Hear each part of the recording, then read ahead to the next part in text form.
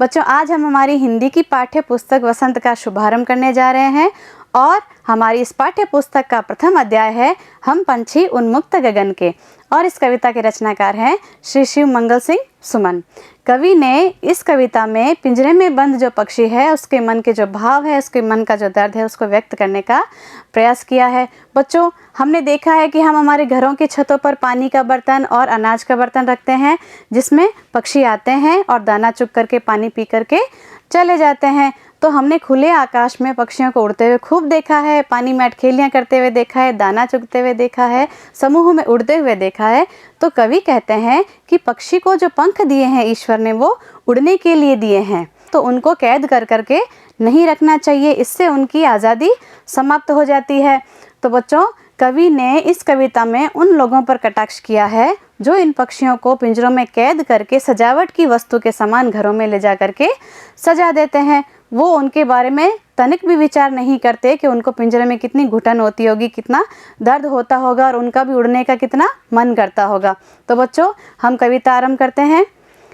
आपके लिए इधर कठिन शब्द और उनके अर्थ दे रखे हैं और भावार्थ भी दे रखा है। आप वीडियो पॉज करके इनको अपनी कॉपी में उतार सकते हैं।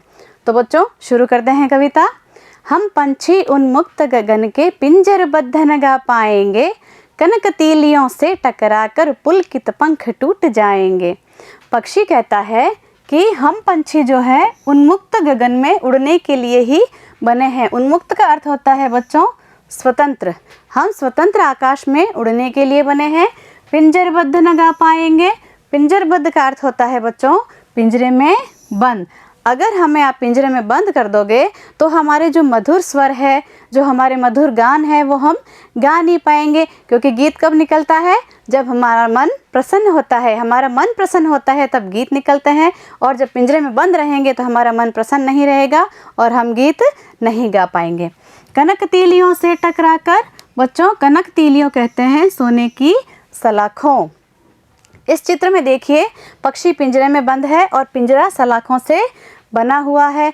तो कनक तीलियों से टकराकर पक्षी कहता है इस पिंजरे में जो सलाखें हैं, इसके अंदर जब हम उड़ने का प्रयास करते हैं तो जो हमारे पंख है वो इन सलाखों से टकरा टकरा करके टूट जाते हैं। अगला देखो, हम बहता जल पीने वाले मर जाएंगे भूखे प्यासे, कहीं भली है कटुक निबोरी कनक कटोरी की मैदा से। बच्चों, इसमें पक्षी का चित्र देखो, पानी पी रहा है खुले आकाश के नीचे और बहता हुआ पानी पी रहा है। तो पक्षी कहता है हम बहता हुआ जल पीने वाले हैं, मर जाएंगे भूखे प्यासे। हम भूखे प्यासे मर जाना पसंद करेंगे, लेकिन गुलामी का जो जीवन है वो हमें पसंद नहीं है। आपको मैं एक उदाहरण के माध्यम से समझाती हूँ। जैसे आपको दो विकल्प दे दिए जाए, एक तरफ आपको एक बंद कमरे में रख दिया जाए कि आप इस कमरे में रहोगे, आपको सारी सुख सुविधाएं मिलेगी, अच्छा अच्छा भोजन मिलेगा, हलवा पूरी सब मिलेगा आपको। और एक तरफ आपको एक खेत है बड़ा सारा, उसमें छोटी सी झोंपड़ी बना करके आपको दे दी जाए। लेकिन कमरे की शर्त यह है कि आप उस कमरे से बाहर नहीं जा सकते। आप अंदर ही खाना खाओगे, अंदर ही रहोगे। आपको नाचना है, गाना है, कुछ भी करना है तो आप उसी में रह करके कर सकते हो। और जो झोंपड़ी के अंदर आप रहोगे, हो सकता है आपको अच्छा खाना ना मिले, एक वक्त मिले, दो वक्त मिले और मिले ही नहीं, रूखी सूखी भी खानी पड़े। तो ऐसी स्थिति में आपको वहाँ रहना पड़ सकता है। और उसकी शर्त यह है कि आप कहीं भी आ जा सकते हो, घूम फिर सकते हो, नाच सकते हो, गा सकते हो, हंस सकते हो, आप कुछ भी कर सकते हो, जो आपका मन करे आप कर सकते हो। तो इन दो विकल्पों में से बच्चों आपको कौन सा विकल्प ज़्यादा अच्छा लगेगा? झोंपड़ी वाला। क्योंकि झोंपड़ी में आप बिल्कुल स्वतंत्र हो, आपको कोई भी रोक टोक नहीं रहा है। लेकिन कमरे में जो है आपको कोई भी बाहर आने नहीं देगा, कमरे से बाहर आप जा नहीं सकते, अंदर अंदर आपका दम घुटेगा। एक दो दिन तो आपको अच्छा लगेगा कि हाँ अंदर आराम से बैठे हैं, टीवी देख रहे हैं, खा रहे हैं, पी रहे हैं। लेकिन दूसरे दिन तीसरे दिन आपको धीरे धीरे धीरे अंदर अंदर ऐसा लगेगा जैसे हम जल्दी से बाहर निकलें, बाहर की दुनिया देखें, हंसे खेले, अपने मित्रों से मिले। लेकिन आप उसमें वो सब नहीं कर सकते। तो पक्षी के साथ भी बिल्कुल यही है। पक्षी कहता है कि हम भूखे प्यासे मरना पसंद करेंगे, लेकिन हमें स्वतंत्र आकाश चाहिए, बहता हुआ जल चाहिए पीने के लिए। कहीं भली है कटुक निबोरी। पक्षी कहता है जो कड़वी निबोरी होती है, नीम का जो फल होता है बच्चों देखा होगा, जब वो कच्चा होता है तो हरे रंग का होता है और जो पक जाता है तो वो थोड़ा सा पीले रंग का हो जाता है और उसमें हल्की सी मिठास आ जाती है। लेकिन पक्षी तो इससे भी खुश है। पक्षी कहता है मैं कड़वी निबोरी जो है उससे भी खुश हूँ, उसे खाकर भी खुश हूँ। लेकिन कनक कटोरी की मैदा से, सोने की कटोरी में जो मैदा रखा हुआ है वो हमें बिल्कुल भी पसंद नहीं है, क्योंकि वो गुलामी का जीवन जो है उसमें हमें किसी भी खाने पीने का स्वाद नहीं आता है, क्योंकि हम खुश ही नहीं रहते हैं। इससे अच्छा तो कड़वी निबोरी खाना है बजाय सोने की कटोरी में मैदा खाने से। आगे देखो बच्चों, स्वर्ण श्रृंखला के बंधन में अपनी गति उड़ान सब भूले, बस सपनों में देख रहे हैं तरु की फुनगी पर के झूले। बच्चों देखो इस चित्र में दो पक्षी बैठे हैं पेड़ की डाली पे और कितने प्रसन्न है। तो जो पिंजरे में बंद पक्षी है वो क्या सोचता है, स्वर्ण श्रृंखला के बंधन में। स्वर्ण श्रृंखला का अर्थ होता है सोने की जंजीर, यानी कि वो सोने के पिंजरे में जो है बंद है। पिंजरा बना होता है ना, जो हमारा पिंजरा जो बना होता है उनमें सलाखों का एक क्रम रहता है, सलाखें क्रम से गुंथी हुई होती है जिससे वो पिंजरा बनता है। तो सोने की जंजीर का अर्थ यहाँ पर उस पिंजरे से है, क्योंकि वो श्रृंखलाओं का बना हुआ है। तो उस पिंजरे के बंधन में अपनी गति उड़ान सब भूले। पक्षी कहता है कि उस सोने के पिंजरे में हम अपनी गति और उड़ान जो है वो भूल चुके हैं, क्योंकि जब वो छोटा सा था तब उसको पिंजरे में बंद कर दिया। उसने उड़ने का प्रयास किया भी होगा तो भी पिंजरा इतना छोटा था कि वो उड़ नहीं पाया। तो अपनी गति और उड़ान, जो पंखों की शक्ति है कि मैं कितना ऊंचा उड़ सकता हूँ और किस वेग से उड़ सकता हूँ, वो उसे पता ही नहीं है, क्योंकि वो पिंजरे में रह करके अपना उड़ना जो है वो भूल चुका है। बस सपनों में देख रहे हैं, और पक्षी सिर्फ स्वप्न ही ले रहा है कि तरु की फुनगी पर के झूले। कि तरु की फुनगी का अर्थ होता है बच्चों पेड़ों की ऊंची डालियाँ। पक्षी कहता है मुझे सपनों में ऐसा दिखता है जैसे मैं पेड़ की जो सबसे ऊंची डाली है उस पर बैठा हूँ, वो डाली हवा से हिल रही है और मुझे उस पर झूले आ रहे हैं। तो ये इसका क्या है, स्वप्न है, हकीकत में वो पिंजरे में बंद है।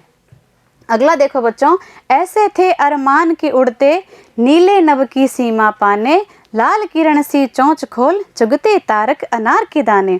पक्षी कहता है कि मेरी ये इच्छा थी, मेरे ये अरमान थे कि मैं नीले नभ, नभ का अर्थ होता है बच्चों आकाश या आसमान, यानी आसमान की जो सीमा है वो उसको छूना चाहता है। लाल किरण सी चोंच खोल, यानी कि सूर्य की जो किरणें आप लोगों ने देखी होगी, सूर्योदय के समय सूर्य की जो किरणें हैं वो ऐसे फैलती हैं लाल रंग की। तो पक्षी की चोंच को भी कवि ने क्या बताया है, सूर्य की किरणों के समान। जब पक्षी चोंच खोलता है तो बिल्कुल ऐसी होती है जैसे किरणें बिखर रही हो। तो किरणों के समान चोंच को खोल करके पक्षी क्या चाहता है, चुगते तारक अनार के दाने। तारक का अर्थ होता है तारे। बच्चों देखो इस चित्र में आपको टिमटिमाते हुए सुंदर तारे दिखाई देंगे। तो पक्षी क्या कहता है, उस आसमान में उड़ करके मैं इन तारों को अनार के दानों के समान चुगना चाहता हूँ। पक्षी इन तारों को क्या समझता है, उसके लिए क्या है ये अनार के दाने। तो इन तारों को वो अनार के दानों के समान चुगना चाहता है, इन तक पहुँचना चाहता है। अगला देखो, होती सीमाहीन क्षितिज से इन पंखों की होड़ा होड़ी, या तो क्षितिज मिलन बन जाता या तंती सांसों की डोरी। पक्षी कहता है सीमाहीन क्षितिज, क्षितिज का अर्थ होता है आकाश और धरती के मिलन का स्थान, यानी जिसकी कोई सीमा ही नहीं है उस क्षितिज तक मैं पहुंचना चाहता हूँ। क्षितिज आकाश और धरती जो मिलते हुए से प्रतीत होते हैं, एक रेखा सी दिखाई देती है, उसे कहते हैं क्षितिज। तो पक्षी क्या चाहता है, उस सीमाहीन क्षितिज तक पहुंचना चाहता है और उसको छूना चाहता है। इन पंखों की होड़ा होड़ी, यानी अपने पंखों से वो उस क्षितिज तक प्रतिस्पर्धा करना चाहता है, दौड़ लगाना चाहता है कि मैं उस क्षितिज से अपने पंखों की ताकत से पहुंच सकूं।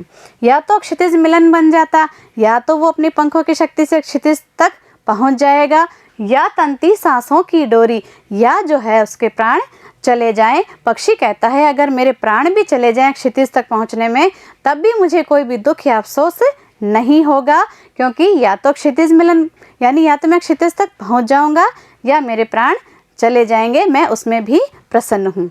अंतिम पद्यांश है, नीड न दो चाहे टहनी का, आश्रय छिन्न भिन्न कर डालो, लेकिन पंख दिए हैं तो आकुल उड़ान में विघ्न न डालो।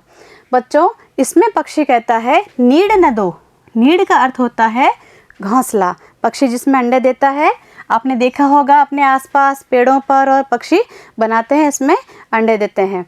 तो पक्षी कहता है कि आप चाहे हमें घोंसला मत बना के दीजिए, चाहे टहनी का आश्रय छिन्न भिन्न कर डालो, हमने टहनी पर जो भी हमारा आश्रय बना रखा है, जो हमारी रहने की जगह है, चाहो तो आप उसको भी नष्ट कर डालो, लेकिन पंख दिए हैं तो ईश्वर ने हमें, प्रकृति ने हमें पंख दिए हैं उड़ने के लिए, खुला आकाश दिया है, लेकिन आप उसमें बाधा मत डालो, क्योंकि हमारे पंख जो है स्वतंत्र आकाश में उड़ने के लिए बने हैं। आप हमें पिंजरों में बंद मत कीजिए, क्योंकि पिंजरों में बंद रह करके हम हमारा जो नैसर्गिक जीवन है उसको नहीं जी पाते हैं। तो बच्चों, पक्षी कहता है कि चाहे तो आप हमें सहारा मत दो, चाहे तो हमारे घोंसले या सहारा जो भी है आप तोड़ डालो, लेकिन जो स्वतंत्र आकाश हमारे लिए है, हमारे उड़ने के लिए है, तो उसमें आप बाधा मत पहुंचाओ, अर्थात हमें पिंजरे में बंद मत करो। तो बच्चों, हमारी कविता यहीं समाप्त होती है, और इस कविता से हमें ये सीखने को मिलता है कि स्वतंत्रता चाहे किसी की भी हो, पक्षी हो, जीव जंतु हो, मनुष्य हो, सबके लिए समान है, और कोई भी गुलामी का जीवन जीना पसंद नहीं करता है। मैं अक्सर बाल सभा कार्यक्रम जब होते हैं तो मैं बच्चों से पूछती हूँ कि अगर आप इंसान नहीं होते तो क्या होते, तो सभी बच्चे यही जवाब देते हैं कि यदि हम इंसान नहीं होते तो पक्षी होते। भाई पक्षी क्यों होते, पक्षी ही क्यों बनना चाहते हो?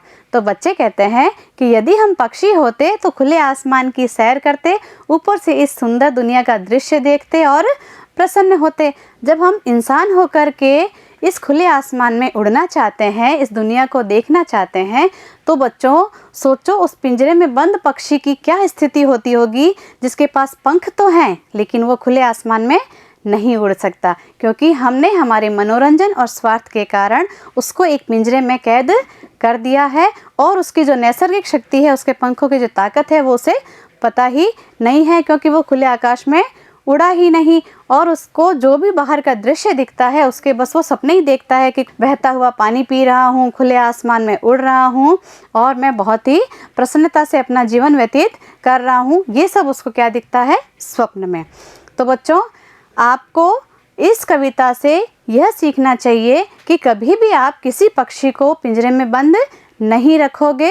अगर आप किसी को देखो आसपास कि किसी ने पक्षी को पिंजरे में बंद कर रखा है, तो आप उनसे विनती कीजिए कि इसको आज़ाद कर दीजिए, क्योंकि इसको जो पंख है वो उड़ने के लिए बने हैं, कैद रहने के लिए नहीं बने हैं। तो बच्चों, हमारा अध्याय समाप्त होता है, और ये कठिन शब्द और भावार्थ जो है ये आप अपनी कॉपी में उतार लीजिए। आपसे मैं अगले वीडियो में मिलती हूँ अभ्यास प्रश्नों के साथ। तब तक के लिए आपसे विदा लेती हूँ। धन्यवाद।